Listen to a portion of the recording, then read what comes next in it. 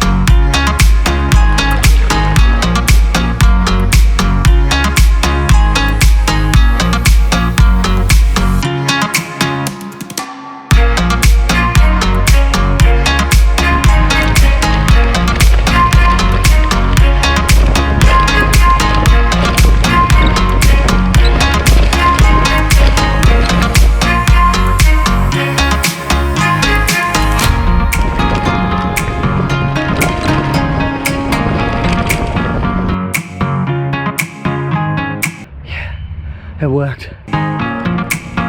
This review is something I've been so stoked on because I've been in the market for GoPro for so long.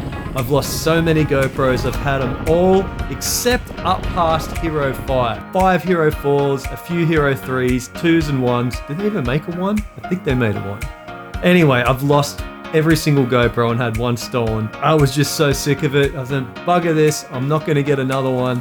Till Hero 7 Black come out, and I still resisted. Then DJI brought theirs out, and I was like, I'm gonna bite the bullet. I'm gonna get that DJI. I had it ready to check out. Then I hit Potato Jet's review. This is guy's Potato Jet.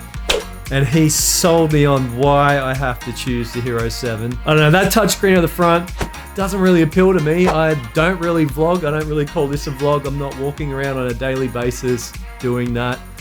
Be honest, I feel like a dick doing it. Using your iPhone as a front screen that you can do for the GoPro is bloody awesome. Like, I don't feel I need to have a front screen. So cross, and it's gonna reduce battery life. So why would you? So what is this guy missing? Okay, it's not missing the front screen. We don't need it. It's not doing HDR video, and to be honest, I can't notice a difference between this and the HDR video of the DJI. It's like marginal, and the results that I can get in this in post. Okay, the big one is stabilization, and I'm gonna say without a shadow of a doubt, the Rocksteady hands down is better stabilization than the Hyperzoom. Now what you can do, a workaround for the Hyperzoom, is you can shoot in a 4:3 aspect ratio, and you use a plugin called Real Steady, and that works phenomenal. Do I use it? No, I don't use it because I don't feel I've had the need to use it. If I ever get into a pickle doing that, I'll take it into After Effects, warp stabilize it, and do some other tracking options. Now, the low light in the DJI Cam, I think looks pretty damn good. It looks like it has more dynamic range, which means you're gonna be able to color grade more. But if you're like me and you just wanna crush out a quick edit and not bugger around with color grading, then this out of the box, you need to do minimal adjustments, and it's way quicker to color grade than having a flat profile. That being said, if you are in a pickle and you need to color grade and you've got some overexposed or underexposed, then the DJI camera is really going to help you out there. What's coming out of this? It's unbelievable. It's insane, and the same for the DJI Cam. And the price point is good. Now that is another topic to get into because online DJI is relatively priced $50 cheaper than the GoPro. That being said, you shop around.